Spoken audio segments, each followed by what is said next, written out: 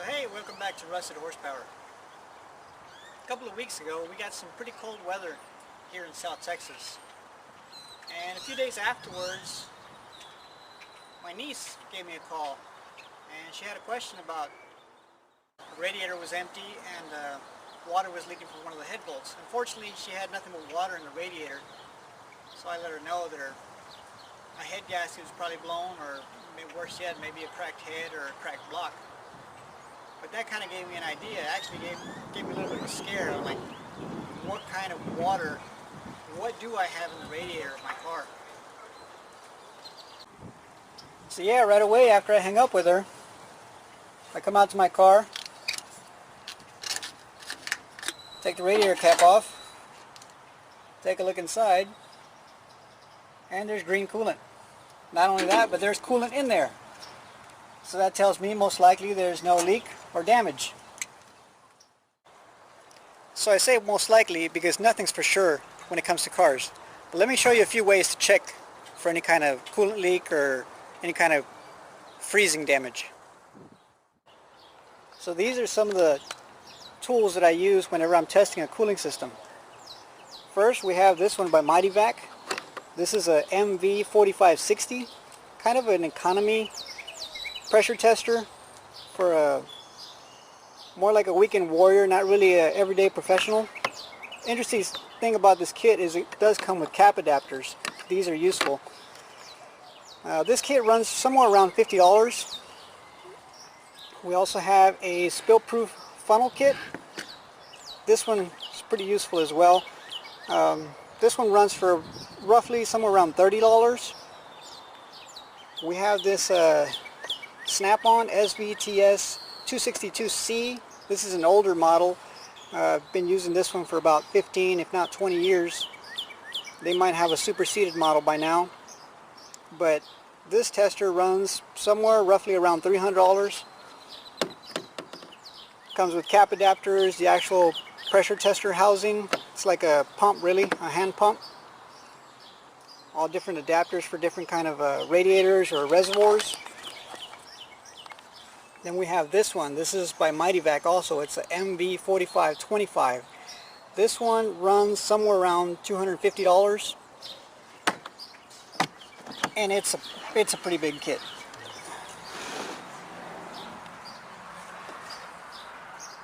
It comes with an adapter gauge. It comes with an adapter manifold, a vacuum venturi adapter, all kinds of different caps for different reservoirs.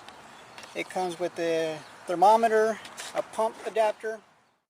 So here's one of the hoses. I usually don't put it in the kit because they usually have coolant or water in them and I don't want it dripping over everything. But the whole kit runs around these special quick disconnect adapters. I'll show you how they work right now. So the first one I'm showing you is a Snap-on. Snap-on has the adapters. You would basically stick the adapter on a reservoir or radiator or whatever else you're checking on or housing, and then you actually slip the rest of the tester onto that adapter. The adapter is a standard radiator like an old vehicle would have, like the Chevelle has. So we won't need the adapter for this one. It has an inner seal, which seals the pressurized part, and then it has an outer, just where it sits on the top of the housing. We turn it like we would a radiator cap till it stops. Then we turn this butterfly, and it locks it in place. We then go ahead and pump it.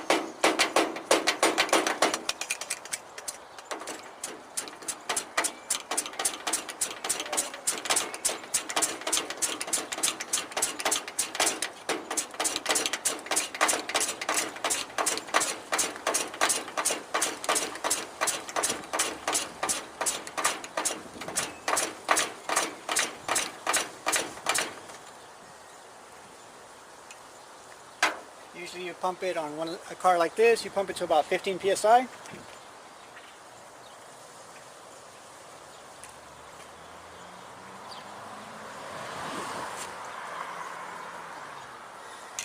This gauge is a little off. actually like 10 psi high, so it's showing about 25. So you wouldn't sit there and watch the gauge for bleed down, although you could do that. But mainly the thing you're looking for bubbles, you're looking for sounds, you're looking for actual fluid squirting from somewhere.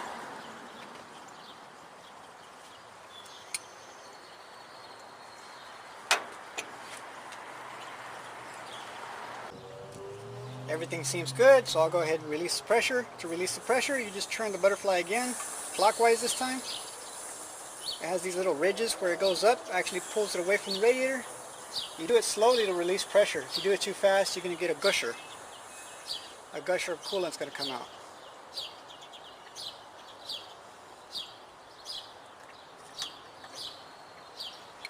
You release it just like that. Although the MV4560 does have an adapter to fit this radiator to do the exact same thing we just did with the snap-on. Where I like to use it the most is with the cap adapter. For the cap adapter, you put this threaded one on there for a reservoir. Tighten up the cap adapter on. You get your same radiator cap from the Chevelle. Turn it till it locks like it would on a radiator and lock it down. You would then just pump the pump until you get to 15 psi. Between that 15, 16 psi. Once you get to that range, it should hold pressure.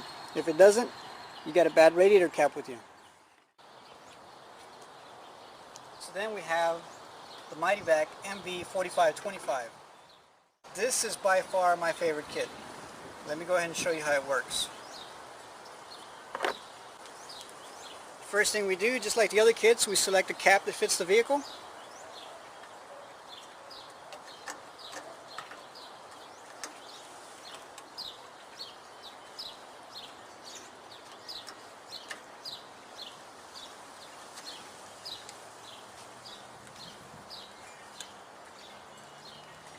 Then we grab the splitter manifold.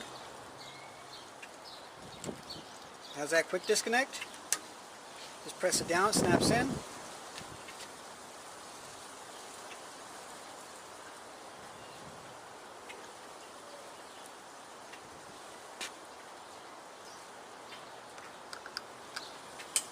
Same thing, press in the gauge.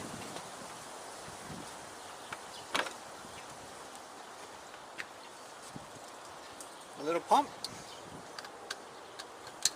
Press it in as well.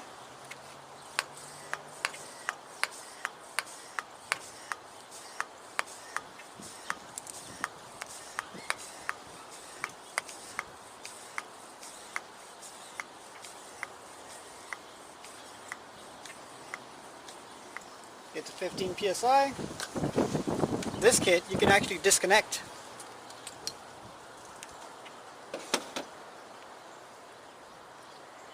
You can see the gauge holding at 15 psi. At this point you can actually feel the hoses are holding pressure. You look for any leaks at the heater core, anywhere else. Water pump. No leaks on the floor. Everything's testing good. So if you really wanted to get into in-depth diagnosis on overheating cooling system, another thing you can do with this kit is you can unscrew this little cap right here and you can put this thermometer in there. Of course you want to do this cool, you don't want to do it while it's hot or even under pressure. Right now it wouldn't work that great. But you would put this thermometer straight in there and it can actually physically touch the coolant while the system's still sealed. So now I've placed the hose in the empty container. Same thing with a quick disconnect here.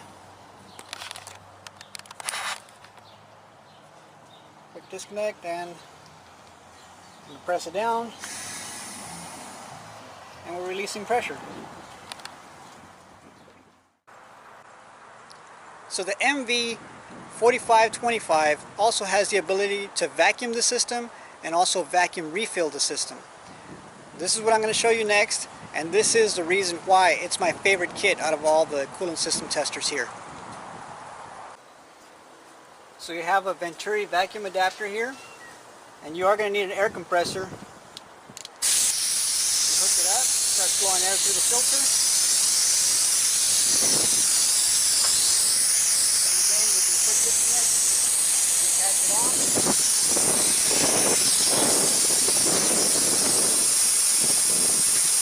Starts vacuuming the system. You can see that gauge right there. It turns to the negative already. Pulling vacuum. Radiator hose immediately collapsed. It'll actually try to collapse even the heater hoses. You can see that I squeeze them down, they don't want to spring back up. The lower radiator hose is collapsed.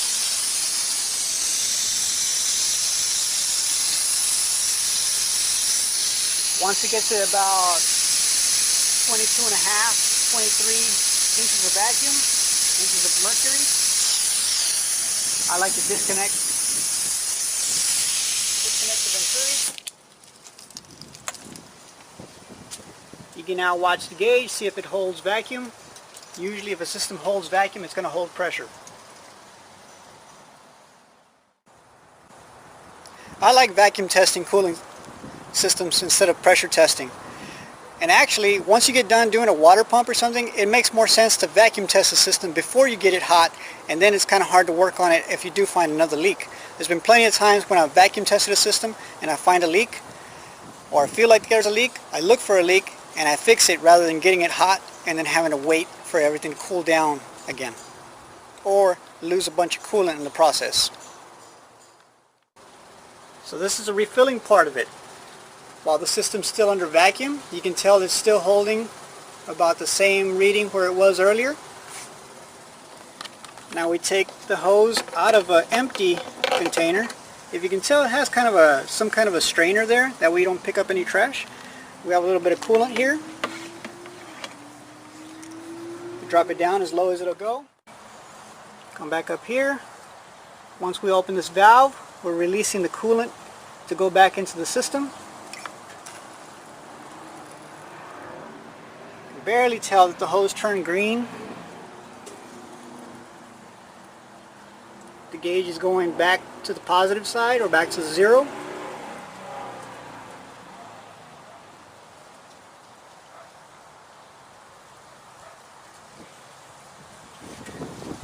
You can come here, you can see the you can't hardly tell right now, but the hoses will spring back up.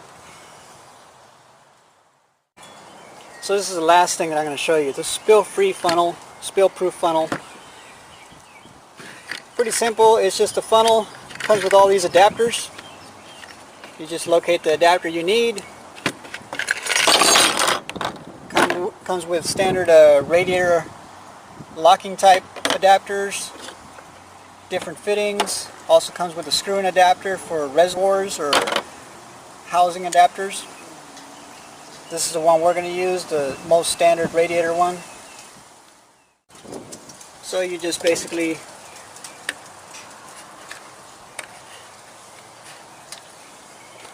screw it in place like you would a cap. Stays tight, actually has a seal under it. Pop the funnel on top.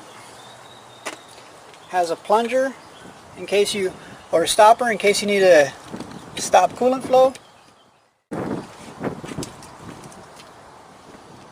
You can just pour coolant in.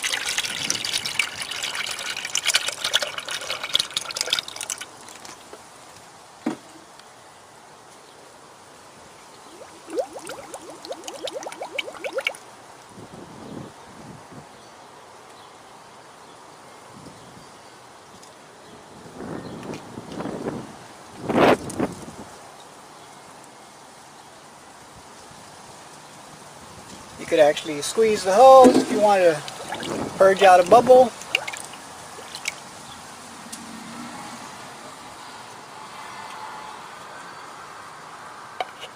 You can stop it right back up. Take it off of there.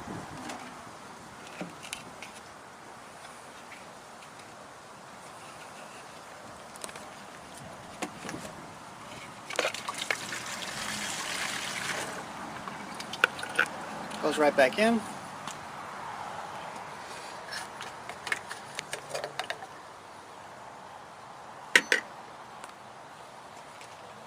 cooling system completely topped off.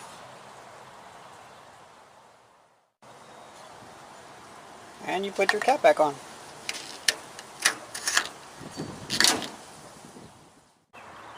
So the spill-free funnel is pretty low-tech stuff. In fact, I almost didn't show it because I felt like it didn't fall into the same category as this stuff. But for the price, if you don't have anything else, you could just fill it up with coolant and use atmospheric pressure to press it down. If it's a big enough leak, it's going to show a leak. Not only does it also help you conserve coolant, but it can also help you purge out an air pocket.